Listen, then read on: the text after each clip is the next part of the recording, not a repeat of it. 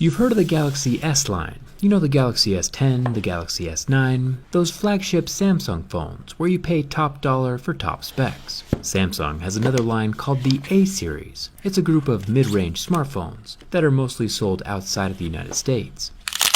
With the Samsung A lineup, we hit that sweet spot of power and price. This particular phone is the Galaxy A50, sold both inside and outside the United States for around $300. Today we're going to find out if Samsung takes any shortcuts on the mid-range phones. Let's get started.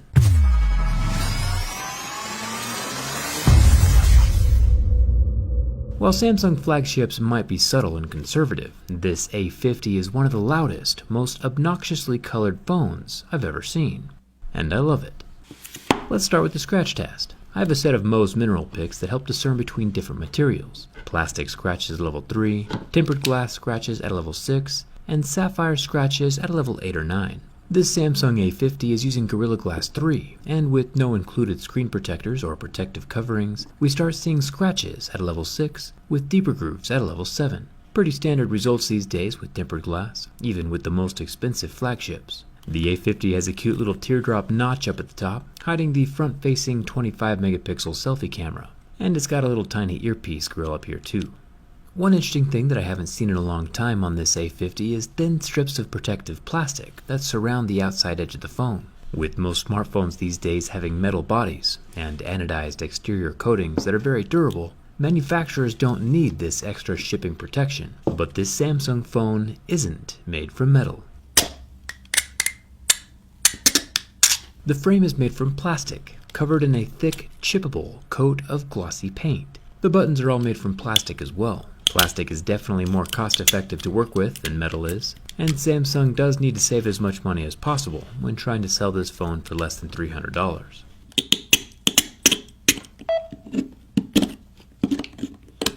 The top is also made from plastic, and over here on the left side, there's no Bixby, but we do have the SIM and SD card tray with a 512 gigabyte capacity. Gotta love that. Apple charges $300 just to upgrade the internal memory, and Samsung is over here selling the whole phone for that price. Down at the bottom we have a headphone jack and USB-C port. So far this phone's a winner. Heading over to the cameras, we have a 5 megapixel depth sensor, a 25 megapixel main camera in the center, and an 8 megapixel ultra wide camera at the bottom, all protected by the same piece of glass. When I first pulled the Samsung A50 out of the box, I thought for sure it had a glass panel on the back, but as we know, razor blades can't hurt glass. This psychedelic back panel is made from plastic. I'm impressed Samsung could pack so much reflective color into this one plastic panel.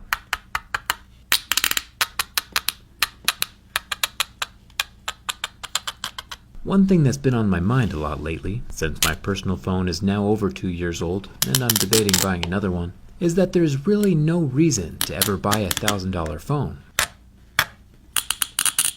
With so many powerful, feature-rich, mid-range smartphones on the market right now, the only reason to ever spend that much money on a smartphone is if you A, use it for work,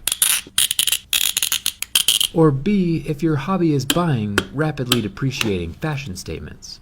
Smartphones lose their value pretty quick. The easiest way to save money is buying last year's $1,000 phone for $500 this year, or, just buying a mid-range phone. My chameleon buddy agrees with those economics. Smartphone prices change faster than this guy changes color. What should we name him? Let me know down in the comments. Now we know the Samsung A50 is entirely scratchable, but never fear, D-Brand is here. Let me tell you a story. About a year ago I was pretty bored, so I tweeted D-Brand and said if they changed the name of their carbon yellow skin to bulletproof banana, I'd skin my own personal phone with it. Well, they did change the name, and so for the past year, my personal phone has been covered in this bright neon yellow skin. So whether you like bulletproof bananas, or would rather a more chill-looking mature skin like Swarm, D-Brand's got you covered. Skins can prevent scratches, or hide scratches that are already there. I'll put a link for D-Brand down in the description, so you can customize your own phone, and thanks to D-Brand for sponsoring this video. We'll get our cold-blooded chameleon friend out of hiding.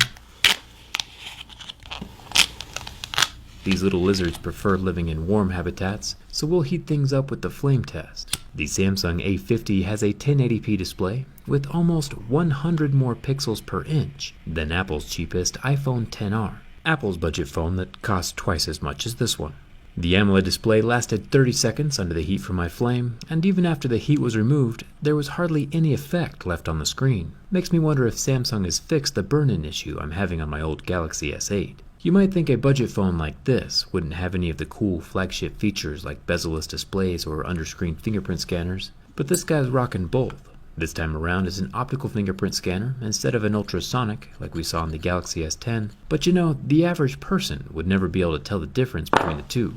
Only the super smart, good-looking people who watch my channel, like you. This optical fingerprint scanner still functions just fine under the level 7 deeper grooves. So now it's time to move on and see what this plastic phone can handle with the bin test. The bin test can check the build quality and the construction of a phone to give us an idea of how it will hold up over the next 2 or 3 years. Bending from the back gives us a pretty substantial flex in the upper third portion of the phone. I've never had a Samsung phone break on me yet, but this A50 might very well be the first. Everything is still working. I'll flip it around and try from the back side. Listen close. Something snapped, but both the front and rear of the phone look completely intact. No exterior cracks, so whatever broke was on the inside. It's still living, so I'll try another bend. The A50 retains its shape and functionality, and survives my bin test. I'm impressed. A phone doesn't have to cost a lot of money to be structurally sound. We'll have to open this thing up and check the insides to see what cracked. I bet some screw popped out of place or something along those lines. Hit that subscribe button if you haven't already so you don't miss the teardown, and feel free to customize your own phone with the D-brand link in the description. Come hang out with me on Instagram and Twitter, and thanks a ton for watching. I'll see you around.